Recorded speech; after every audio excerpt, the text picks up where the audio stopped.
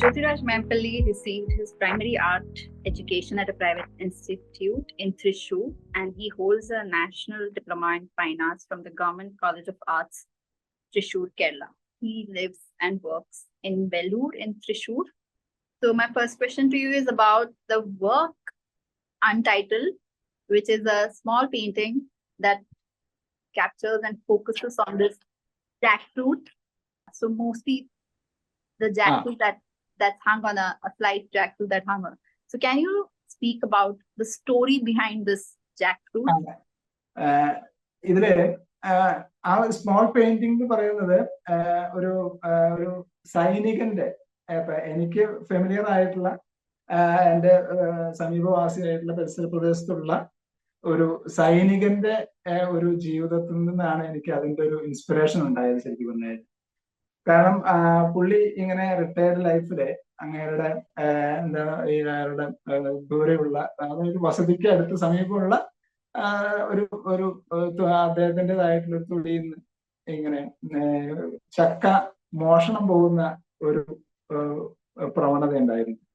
അപ്പോ അവിടുന്ന് ആ ജാക്ക് ഫ്രൂട്ട് മോഷണം പോവുക, സ്ഥിരമായിട്ട് മോഷണം പോകുക. അപ്പൊ അതെന്താ കാര്യം വെച്ച് കഴിഞ്ഞാൽ ആ ജാക്ക് ഫ്രൂട്ട് അത്രയ്ക്കും എന്താ പറയാ പരിസരവാസികൾക്കൊക്കെ വളരെ പ്രിയങ്കരമായിട്ടുള്ള ഒരു ജാക്ക് ഫ്രൂട്ട്.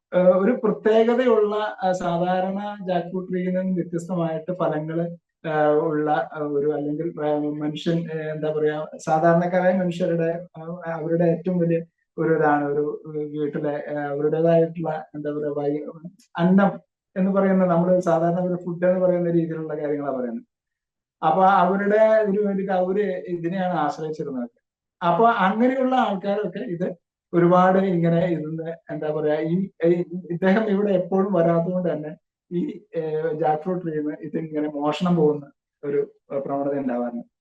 പക്ഷെ അത് ഒരിക്കൽ എന്താ പറയാ ഒരു ജാക്ക് ഫ്രൂട്ട് ട്രീ പകുതി ഛേദിച്ചിട്ട് ആണ് അതില് അയാൾ കണ്ടത്. അത് എന്താ കാര്യം എന്നുള്ളത് ഇപ്പോഴും വ്യക്തമല്ല പുള്ളി. കാരണം പകുതി ഇങ്ങനെ കട്ട് ചെയ്തിട്ടുള്ള ഒരു അവസ്ഥയിലാണ് ഒരു ദിവസം ആ ജാക്ക് ഫ്രൂട്ട് കണ്ടത്. അപ്പൊ അത് ഭയങ്കര കൗതുകമായിട്ട് അവിടെ ചർച്ച ചെയ്തു. അപ്പൊ അത് ആരോ അവിടെ ആ വഴിപോക്കരായിട്ടുള്ള ആൾക്കാരോ അതല്ലെങ്കിൽ അവിടെ മറ്റെന്തെങ്കിലും പാടി ഫീൽഡിലൊക്കെ മറ്റ് ജോലികൾക്ക് പോകുന്ന ആൾക്കാരൊക്കെ അത് എന്താ പറയാ അവരുടെ ചിലപ്പോ ആ ഒരാളോ രണ്ടുപേരോ ഉണ്ടാകുന്ന ഒരു കൗതുകത്തിന് വേണ്ടി അല്ലെങ്കിൽ അവരുടെ അപ്പുറത്തെ ഒരു ഭക്ഷ്യ ആവശ്യത്തിന് വേണ്ടിയിട്ടോ ഒക്കെയാണോ അവര് ഇങ്ങനെ ഒരു ചെയ്തത്. അല്ലെങ്കിൽ അതിന് ഞാൻ കാണുന്നത് എന്താ വെച്ചാൽ അതിന് ഒരു ജനാധിപത്യ രീതിയിലുള്ള ഒരു മോഷണമായിട്ടാണ് ഞാൻ കണ്ടത്. എനിക്ക് അതാണ് എന്നെ ഹുക്ക് ചെയ്ത കാര്യം.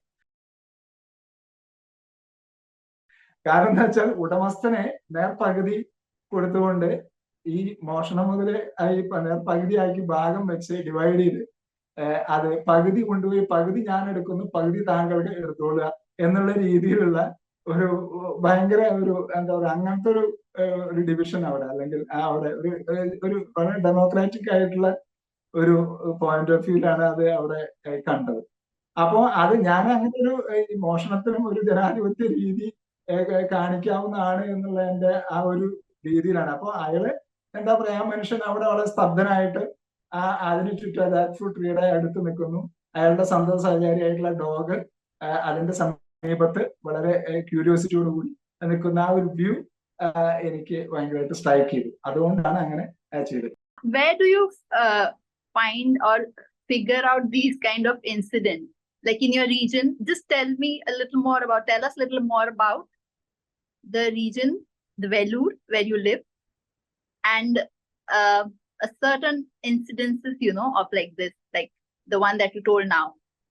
There's another one with your work, which is titled A Man with a Few Words. So there are people, animals, and many other, natural forms that keeps coming in your work. So how does this incidents also reach you, and what is that whole thing about story building in your work? നേരെ വീടിന്റെ മുന്നിലോട്ട് വന്നു കഴിഞ്ഞാൽ എന്റെ ഇടവഴിയിലൂടെ പോകുന്ന മനുഷ്യരെന്ന് പറയുന്നത് എന്താ പറയാ ഒരു മധ്യവയസ്കരായിട്ടുള്ള ആൾക്കാര്, അതുപോലെ തന്നെ പ്രായം ചെന്നവര്, അവരെല്ലാം അവരുടെ കൃഷിയിടങ്ങളിലേക്കാണ് അവർ പോയിക്കൊണ്ടിരിക്കുക. രാവിലെ അവർ പോയിക്കൊണ്ടിരിക്കുക. അപ്പൊ ഈ മനുഷ്യർക്കൊക്കെ എന്താ പറയാ അവരുടെ ബാല്യം, അവരുടെ യൗവനം, അവരുടെ കൗമാരം, ഇതിലൊക്കെ അവര് അനുഭവിച്ചിട്ടുള്ള ഒരുപാട് ത്യാഗപൂർണമായ കഥകളുണ്ട്. ഇവിടുത്തെ ഈ നാടിന്റെ പോരാട്ടങ്ങളുടെ കഥയുണ്ട്, അവരുടെ ത്യാഗത്തിന്റെ കഥയുണ്ട്, മണ്ണിൽ പണിയെടുക്കുന്ന കർഷകരുടെ ദൈനംദിന ജീവിതത്തിൽ നേരിടുന്ന ബുദ്ധിമുട്ടുകളുടെ കഥകൾ പറയാനുണ്ട്. അപ്പൊ ആ കഥകളൊക്കെ നിത്യേന ഞാൻ കേൾക്കുന്നുണ്ട്. മാത്രമല്ല എന്റെ ബാല്യത്തിലും എന്റെ കൗമാരത്തിലും എന്റെ യൗവനത്തിലും ഒക്കെ ഞാൻ കേട്ടുകൊണ്ടിരിക്കുന്ന കഥകളെ വല്ലാതെ എന്നെ ഇൻഫ്ലുവൻസ് ചെയ്തിട്ടുണ്ട്.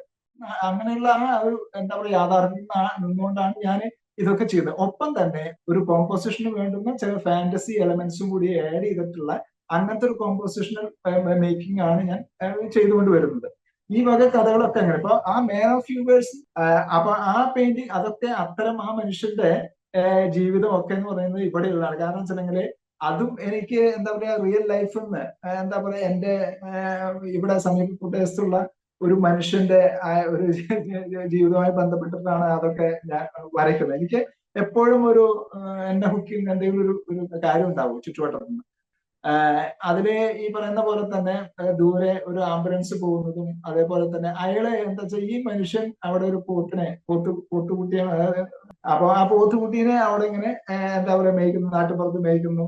അപ്പൊ ഇയാളുടെ ആ കണ്ണിൽ നിന്ന് ശരിക്കും പറഞ്ഞു കഴിഞ്ഞാൽ അങ്ങനെ ഒരു ദൈന്യതയുടെ ഒരു മുഖം, അല്ലെങ്കിൽ അയാള് ശരിക്കും ഒരു പക്ഷെ ആ ആംബുലൻസിൽ പോകുന്ന ഒരു എന്താ പറയുക എന്തെങ്കിലും ഒരു പാതി മരിച്ച എന്തെങ്കിലും ശവശരീരം അല്ലെങ്കിൽ എന്തെങ്കിലും ആവാം, അങ്ങനെയൊക്കെ ആവാതെ, അല്ലെങ്കിൽ എന്തെങ്കിലും ആക്സിഡന്റ് സംഭവിച്ചിട്ടുള്ള എന്തെങ്കിലും ഒരു യാത്രയിലായിരിക്കാം ആംബുലൻസ്. അപ്പൊ ഇയാളുടെ മനസ്സിലൂടെ കടന്നു പോകുന്ന ഒരു എന്താ പറയുക ഒരു ചിന്തകള് അല്ലെങ്കിൽ ആ വികാരങ്ങളൊക്കെയാണ് അവിടെ ഡയലോഗിൽ അത് അവിടെ കാണിക്കാൻ കാരണം. അതാണ് മാൻ ഓഫ് ഫിഗേഴ്സിന്റെ ഒരു പ്രത്യേകത എന്ന് പറയുന്നത്. പിന്നെ എനിക്ക് ഓരോ ചിത്രത്തിനും ഓരോ കഥകള്, ഇപ്പോ ആ ഒരു എന്താ പറയാ നമ്മൾ ആ പനോരമിക് വ്യൂവിൽ ചെയ്തിട്ടുള്ള അവിടെ ഡോട്ട് ബാക്കിൽ വെച്ചിട്ടുള്ള ആ പെയിന്റിങ്, ധാരാളം മനുഷ്യർ, അതൊരു ബേഡ്സ് ഐ വ്യൂ വെച്ചിട്ടുള്ള ഒരു പെയിന്റിംഗ് ഒക്കെ. ആ പെയിന്റിംഗ് എന്ന് പറഞ്ഞു കഴിഞ്ഞാൽ അത് എന്താ പറയാ ഒക്കെ ഞാൻ പറഞ്ഞല്ലോ, കാരണം ഈ നമ്മുടെ അഗ്രികൾച്ചറൽ ആക്ടിവിറ്റിയുമായി ബന്ധപ്പെട്ടിട്ടുള്ള ചിത്രങ്ങളാണ് അതൊക്കെ ശരിക്കും പറഞ്ഞു കഴിഞ്ഞാൽ. ഒരു നാടിന്റെ ഈ എന്താ പറയാ അവിടുത്തെ ഈ പന്നി എന്ന് പറയുന്ന നമ്മുടെ നാട്ടുപന്നി, അപ്പൊ ഈ മനുഷ്യര് എന്താ പറയാ അതും ഇത്തരം ജീവജാലങ്ങളായിട്ടുള്ള സർവൈവലിന്റെ ഒരു ഭയങ്കര ഒരു വിഷയം വരുന്നുണ്ട്. മനുഷ്യൻ അവന്റെ നിലനിൽപ്പ് നോക്കുമ്പോൾ മറ്റു വർഗങ്ങള് ജീവജാലങ്ങളൊക്കെ അവരുടേതായ നിലനിൽപ്പും കൂടി ശ്രമിക്കുക. അവരും ഈ എന്താ പറയാ നമ്മുടെ പ്രപഞ്ചത്തിന്റെ അവകാശികളാണ്. ഇതില് എന്താ പറയാ ഈ മണ്ണ് പങ്കിടാൻ, അല്ലെങ്കിൽ മണ്ണിലെ മറ്റ് എല്ലാ സമ്പാദ്യങ്ങളും അവർക്കും കൂടി അർഹതപ്പെട്ടതാണ് എന്നുള്ള ഒരു സംഗതി അവിടെ വരുന്നുണ്ട്. അപ്പൊ ഇവർ തമ്മിലുള്ള ഒരു എന്താ പറയാ നിലനിൽപ്പിന്റെയും അല്ലെങ്കിൽ അതിജീവനത്തിന്റെ ഒക്കെ ഒരു പോരാട്ടത്തിന്റെ ഒക്കെ ഒരു അത്തരം ഒരു ചില സങ്കീർണ പ്രശ്നങ്ങളൊക്കെയാണ് അതിനകത്ത് ഡിസ്കസ് ചെയ്യുന്നത് ആ പെയിന്റിങ്ങുകളിലൊക്കെ. All right. Thank you so much. Okay.